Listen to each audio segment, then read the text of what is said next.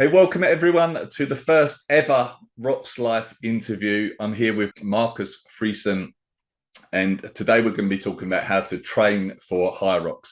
Markus is a pro HYROX athlete.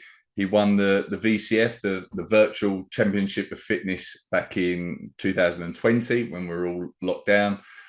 He spent several years in the German national team of road cycling, and then has a history as well in powerlifting, winning national and European titles. Welcome, Markus. Thanks for joining us. Thanks for having me. What an introduction. So I thought we might start, if that's okay with you, with your first experience of HYROX. So you won the VCF, which was the virtual championship of fitness. Yeah. And then you raced your first HYROX after that, wasn't it? Yeah, that's right. So I find HYROX during the whole COVID situation. I just saw there's a virtual championships going to be, and I did that, won it. And after that, HYROX invited me to race the HYROX Elite 12 race in Hamburg at the end of 2020, which was a pretty small event, just 6 men, 6 women racing against each other without many spectators and all that stuff. And that was my first real HYROX race. Yeah. And how did that go? How did that go? It was an awful experience. As many know, I came to HYROX from a powerlifting, CrossFit backgrounds. So I did a lot of weightlifting. I was 12, 13 kilograms heavier than now. I barely did running training. So I just jumped into it with a young head, which thought, okay, I won the VCF. I'm ready for it without much running training. And I just got crushed on that day. So I started out too hard with an all-out sprint in the first 2 kilometers and the ski erg. I just blowed up. Yeah, that was my first experience. So I finished with 119 on that day. Okay. But then since then you've got down to 103, right? Yeah, right. So after that, I got a fire after that. I wanted to improve my time and show everyone that I am capable to do what I did in the VCF, in the real HYROX race. So I started to read a lot about running training, listen to tons of podcasts, talked with a lot of marathon guys and other good HYROX athletes. Learned a lot. And just try to improve. Okay, all right, great. So if we can get into, maybe some of what you've done to improve, that's a significant improvement, really. I mean, 119 is obviously not a terrible time by any means, but to improve that down to 103 in such a short space of time is impressive, really. So that's why I wanted to get you on to talk about some of what you've done to improve your time, and then how others can learn from that. What do you feel is the biggest contributor towards that improvement in time? Is it the running side of things primarily, would you say? Yeah, I mean, for me, yes. I think if you want to improve your times, you definitely have to look at your strengths and weaknesses. In my case, I had a strong lifting background, so I was already pretty strong compared to, I would say, a lot of HYROX athletes. So at that time where I did my first HYROX race, I could easily squat 200 kilograms. I could deadlift above 200 kilograms on any given day. So my lack of fitness was definitely the running and the aerobic side. I mean, I did a lot of cycling training, a lot of aerobic training for 11 years in my younger ages, but I think I lost a lot of it while doing partying professional for 2 years after that career. So I started the running training. I started my aerobic training from, not from zero, but from nearly zero. And I think that helped me a lot just to get really into running, to get in a lot of volume in the aerobic space again, and to do longer workouts again compared to all that short CrossFit workouts. Yeah.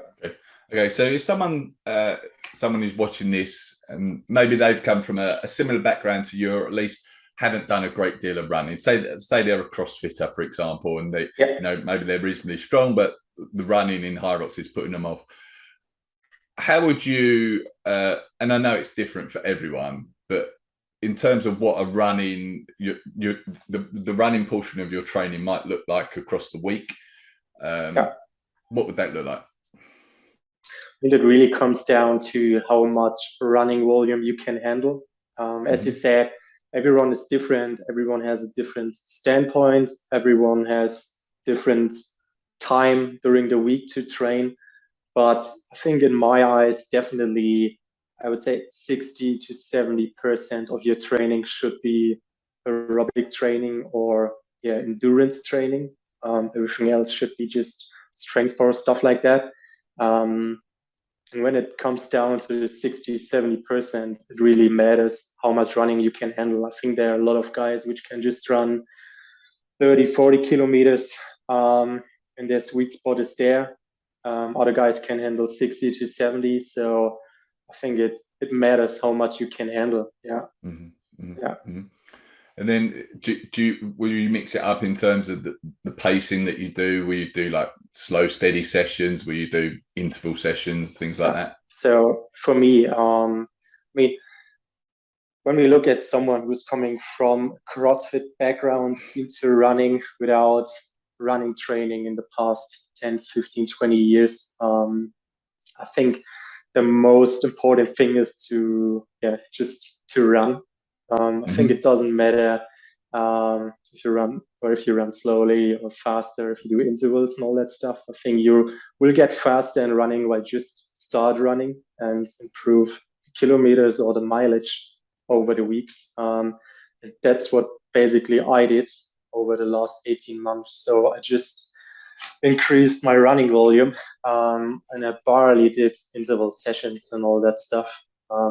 Also because I always felt, okay, I'm getting injured when I do too much of that. So I had one threshold run or one interval session every 2 weeks, but not more than that. And now after 18 months of nearly steady running training, I'm started to get really into all that speed stuff. So at the moment, I'm still increasing my volume, but there's more quality work in it. So I have 2 quality sessions at the moment, and I'm feeling good with it. Yeah. Okay, great. All right, cool. So if we talk about the other elements to HYROX, how do you think about, like, obviously it's an endurance sport, but then there's also like the strength elements to it. How do you balance those two? You've come from a powerlifting background, but you can't just take that powerlifting background and then add a whole endurance program on top, because then you've got like a 200% program. So how do you go about balancing those? So as I said, for training for the Elite 12 race, I did still a lot of weightlifting, a lot of strength training, some workouts, but less of running training. And I think the problem when you do that is focusing more on the strength side of things. You have the strength, but you're not able to use your strength during the race when you don't have the engine to put put the things together. So your heart rate is just too high, lactate, it's too much in your muscles, and you're not able to use the strength you have. So I think if you're coming into it with a good strength background, I would cut it down to a minimum. So that's what I did over the last season. I barely did strength training. I mostly did just the HYROX exercises, heavy sleds, some heavier lunges, and that's it. But right now, I felt like, okay, I should do a bit more strength training again, because I felt that during the last season, especially on the sled push, that I did too less. for 6 to 9 months. So at the moment, it's a lot of running training, but I'm doing 2 specific strength sessions per week at the moment. Okay. So just 2 full body sessions focused on, compound lifts. Okay. Yeah. And do you tend to do your like endurance sessions and your strength sessions, are they generally completely separate, or are you ever trying to combine those two with like a HYROX in mind, you know? Yeah, I mean, it really depends on. For me, it's hard to stay with this, with just one program, because every day is different for me because of university, because of my work, and some other things. So sometimes I separated, like today, I just did a 16-kilometer run this morning right before our talk here. And now in the afternoon, after my PT sessions, I'm going into a strength session. So both things are separated, but I'm also a fan of just long, stupid workouts. So sometimes I just run to the gym 8 to 10 kilometers, do my strength session, and then run home. So both things are combined. So I think it's important to get in a good mix, but also make sure that when you mix it up, you're still hitting your progress numbers. Yeah. Okay. All right. Great.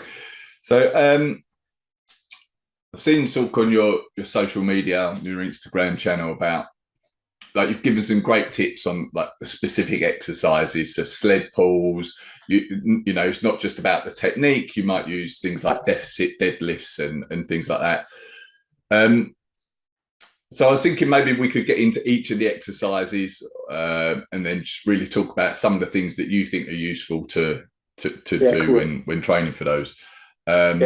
So if we start at the start, the ski, I guess the ski is fairly basic, right? You're just using the ski erg. You're not doing anything else over and above that. No, not really. No. I mean, during the last season, I was just doing base work on the ski erg. So long sets, not a high pace, just getting in some kilometers, and I switched it up for that preparation now, into shorter intervals, and with paces which are faster than my race pace. So I'm trying to get in just quality work on the ski erg, and not long endurance workouts on it. Okay. But also because last season I wasn't able to run that much, so I tried to cover some aerobic work on the ski erg. And that's also what I'm doing with some of my athletes, trying to get in more aerobic work on the ski erg and in the rower and on the bike instead of running too much. But now where I'm able to handle more aerobic work, more endurance work on the running side, and trying, just to run more and do less on the ski erg. Yeah, that makes sense. It's like I guess it's a nice alternative for when you're building up that volume, or maybe you're injured. You know, it's a nice low impact. Yeah, you can use it. So definitely, when you're injured and you can't run, the ski erg, the rower, the bike, that are all things that will definitely help you to at least stay at your fitness level. Just as a side point, how do you think about it during a race? How do you think about the pacing of the ski erg? When I look at the data, my gut feel is that a lot of people probably go too fast on the ski erg than they should. Definitely, I mean, I think that was my biggest problem, or one of the biggest problems at my first HYROX race, that I was just pulling too hard on the ski erg and just blowed up.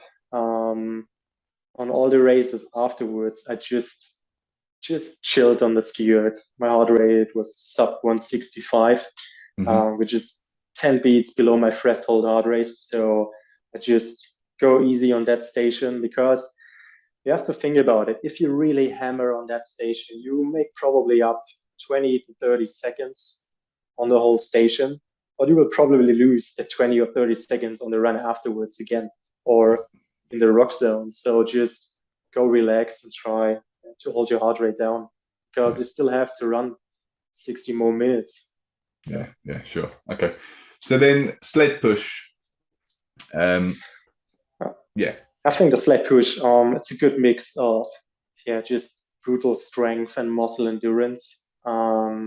So during the last season, I trained, as I said, the sled a bit more than now, did less strength training, but at the moment I'm just trying to get on the sled one time every 2 weeks or something. So I'm not doing that much sled work itself, but I'm covering up with things like squats, high-rep squats, with a heavier weight, heavy lunges and that things, because I think when you're not used to the sled and you're new into HYROX, you should definitely train it to get used to the technique and find out how much steps you can get, how high you should grip on the handles and things like that. But I think if you already have done a year of sled work or something like that, you will gain more on that station if you're focusing a bit more on the strength side.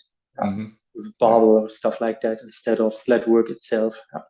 Yeah, sure. Yeah. And it's good as well. It's good to know for people who don't even have access to a sled. A lot of gyms don't have a sled. So it's things like squats, heavy lunges that you'd recommend in those instances, is it? Yeah, probably a front squat if you like it. I think the front squat is one of the best movements you can do, or a back squat with some higher reps. And you don't have a sled, so just stick with it. And you don't have a sled in your gym. Yeah. Okay, great. So then the sled pull, which I touched on, but do you want to go into that a little more? Yeah, I mean, sled pull, you need some grip strength, but I think the sled pull station is not a station which will blow you up.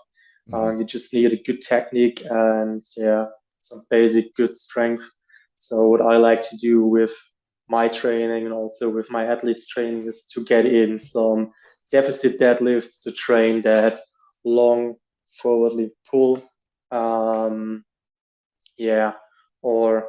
barbell rows with a bend over rows. It's the English word for it. I think that's the things that will help you the most with the sled pull if you don't have a sled at home or in your gym. But also the technique is important on that one. So if you train for that, try to learn how to handle the rope. I think that's the most important thing, because you can lose a lot of time if the rope is between your legs, you're trapping on it and stuff like that. Yeah. All right, thank you. That's good. So burpee broad jumps. Yeah. So like for the burpee broad jumps, and also the farmer carry, which coming afterwards, it's definitely for me just a thing of just train those station itself. I don't saw a lot of gain from doing other movements for especially that station. So what I do is 2 times per week or something like that, just training the full length of the station, repeating it 2 to 3 times with a short rest in between, like 60 or 90 seconds, and getting used to that meters. Because I think that if you always train just 25 meters, 30 meters of that stations, you will blow up at the end of that once. So I like to train the full length of that to get used to that feeling at the end of these ones. You mentioned in the farmer's carry there, it reminded me of another one of your Instagram posts, which I thought was really good. It was very simple, but it was, you talk about how you've just progressively overloaded the distance that you use for that farmer's carry over the space of a week. Like it's not fancy, it's not all that clever or anything like that. Is it? It's just effective. Just do the basic work for people that didn't start a post. So what I did was I started in week 1 with 3 times 100 meter farmer carries with 2 minutes rest in between or something. They just increased that meters week by week. So in week 2, you did 3 times 125 meters. In the next week, 3 times 150. In the next week, 175. Until you hit the 200 meters, and then you just try to go unbroken on these ones. You stick with it. Probably to have a gain on that one, you can decrease the rest in between the reps or put in another set of it. Just get in the meters. Right. Rowing, do you think about the rowing in a similar way to the ski, I guess? Yeah, I think the similar way. I think the rowing is the only station where you can relax a bit, except you want to break the world record or something. So use that station to just cool down a bit. Again, you can't make up much ground on that one. Yeah, try just to bring down the heart rate again, a bit again, and that's it. Just get in the 1,000 meters and start running afterwards. Yeah.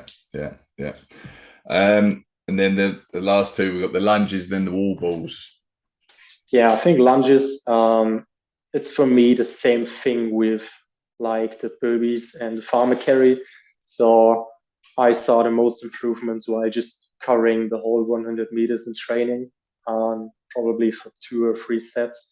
It's a lot of your volume. You have to try to make sure that it won't lengthen your recovery after that too much. So I probably start with 1 set of 100 meters, 1 set of 50 meters in 1 session, and try to increase that meters also again.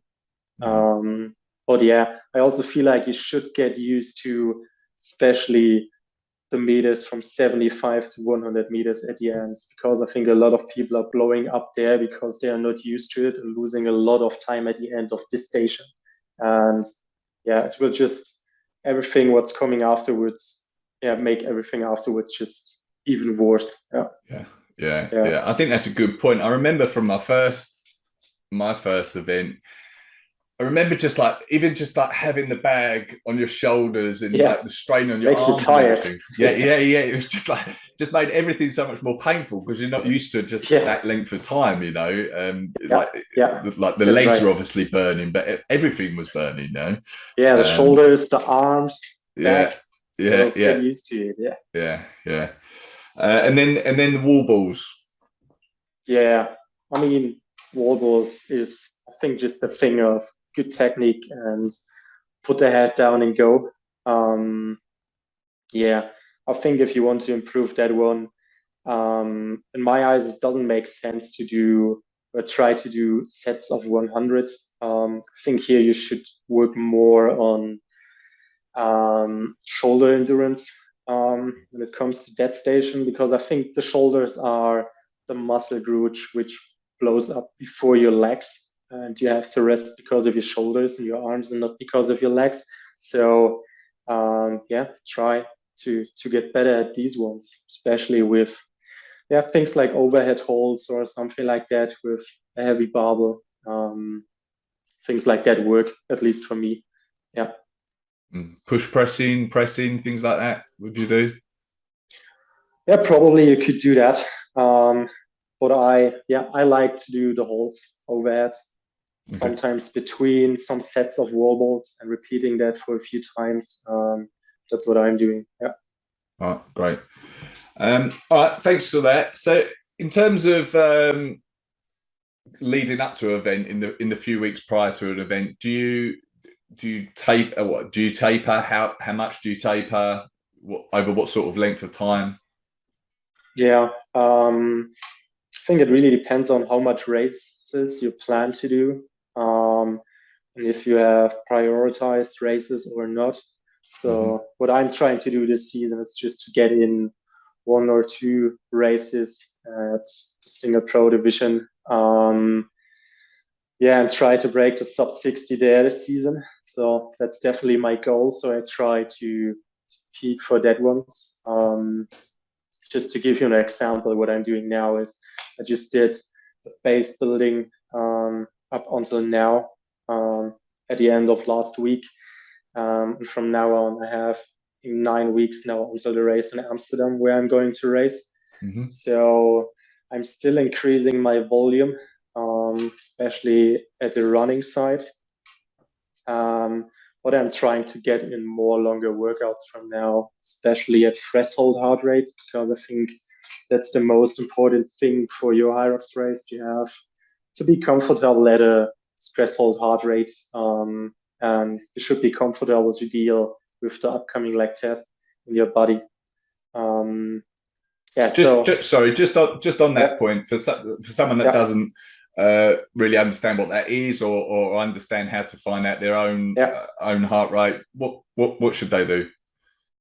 I mean, you can test all your heart rates and your VO2 max and your threshold in I don't know what the name is in English, in a Uh, Uh, do you mean like in a lab? You go somewhere and you yeah, a lab. get Yeah, right. yeah. Yeah, in the lab, you can test it there, and they will give you the specific numbers.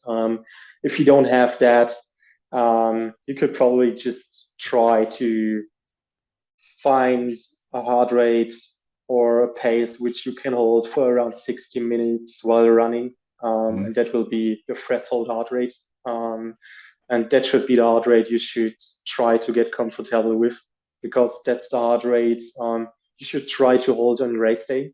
Mm-hmm. I think that's the problem of most people. They're blowing up at the beginning, especially on the first run and the ski erg. So their heart rate is above threshold.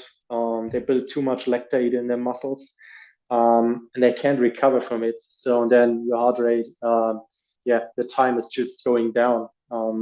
I had my best race, in Masters. I mean, it was a fast day on that day overall. But what I did different to my other races was I was running with my heart rate monitor on and just had my heart rate, yeah, just in. I just looked at it the whole time. So I tried to stay between 170 and 175 BPM because Mm-hmm. I know that's my threshold heart rate. Mm-hmm. So I stuck with it until I was hitting the lunge station and just kept just push the gas pedal from that station on for the last 10 to 12 minutes. So Yeah. try to train long workouts with that heart rate. Okay. And that's around 85-90% of your maximum heart rate, is it? It's something between 87 to 92%, something like that of your maximum heart rate. Yeah, right. Okay. Okay. That's great. Um, Sorry, I interrupted you there. So you were talking Oh, about preparing for that was a good Amsterdam. point. That was a good point. 40 points. Yeah. Yeah. So so you're building towards Amsterdam. Yeah. Um, how So, will you taper your training? Will that be in the 2 weeks before? so what I'm doing is I'm flying over to Malaysia now at the end of August, staying there for 6 weeks, training there with Callum Mia and my girlfriend and some other guys.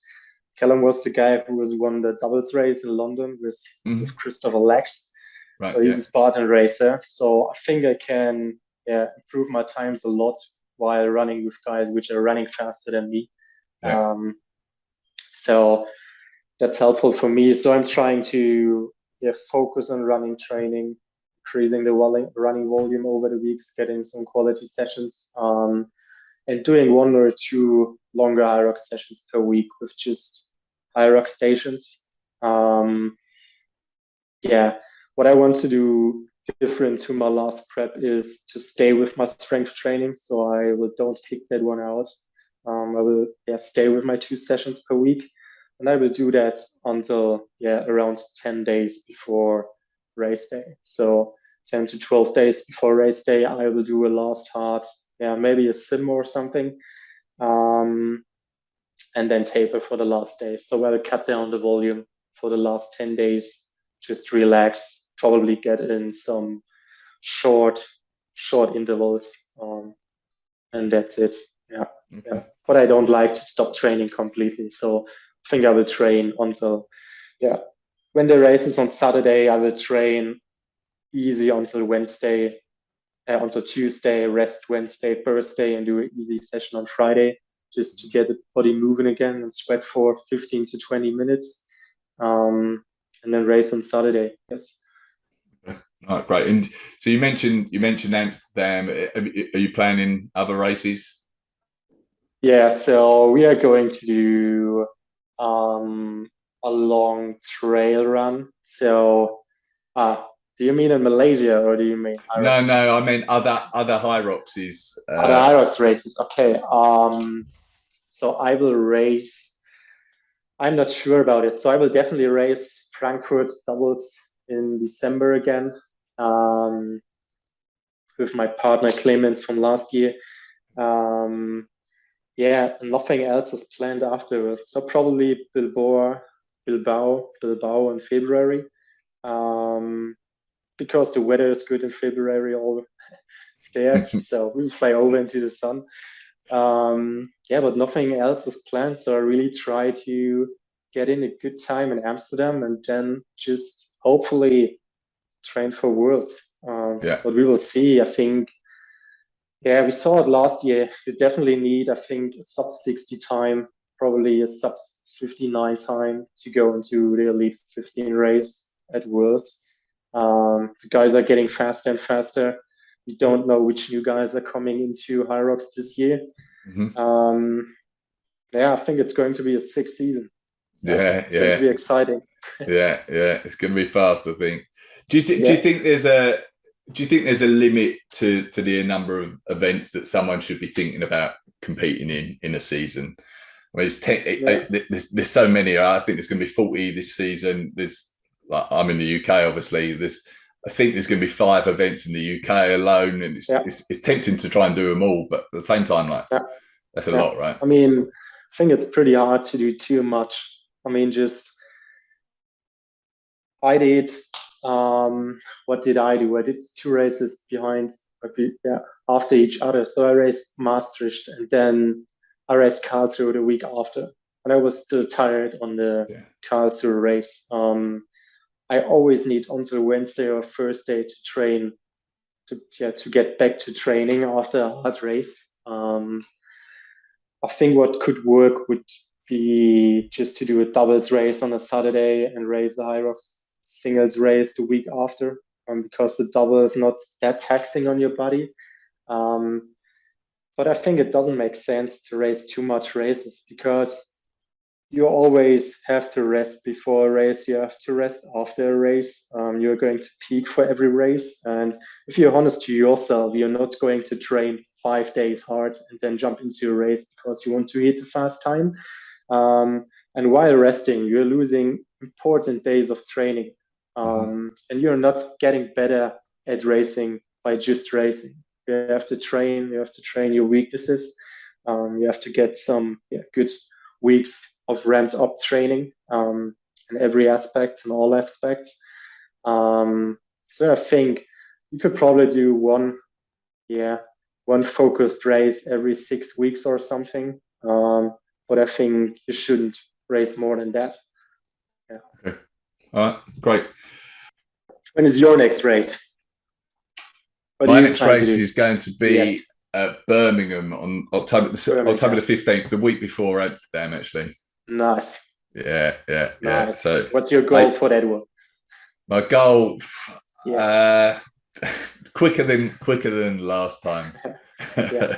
So I'd like to go sub 110 in the Open. So I'm in the Open in Birmingham, and then I'll probably go up then. So my first event was Birmingham last year. I was 128 then. That was just, But the sled pull was awful on that day, right? yeah. It killed me. I was like 7 minutes something. I've been training with 75 kilograms at my gym, and that was fine, And then that was a fun day. We came into the race. I went to a Chinese restaurant 2 days before the race with Martin Chelius. Just eated a bunch of food there, some spicy sauces and all that stuff. And I think we both had pretty bad stomach problems on that day. It was hitting me on the run after the ski erg or something. So it was just run. No, it was on the run after the sled push. It was just run, walk. And I thought, okay, I can go through it. And I came to the sled pull and started pulling, and nothing moved. I looked at my hands; they were ripped off. And it was just it was tough.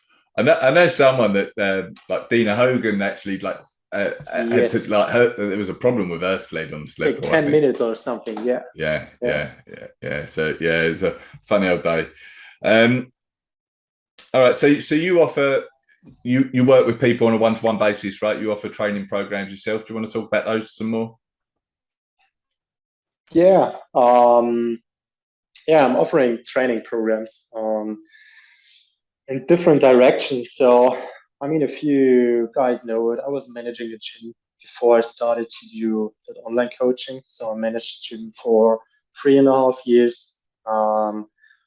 Went during that time back to university, and then the idea came of starting that online coaching business, because I saw that people have great gyms, great equipment and all that stuff, but I think there was a lack of good coaches, especially in the HYROX space.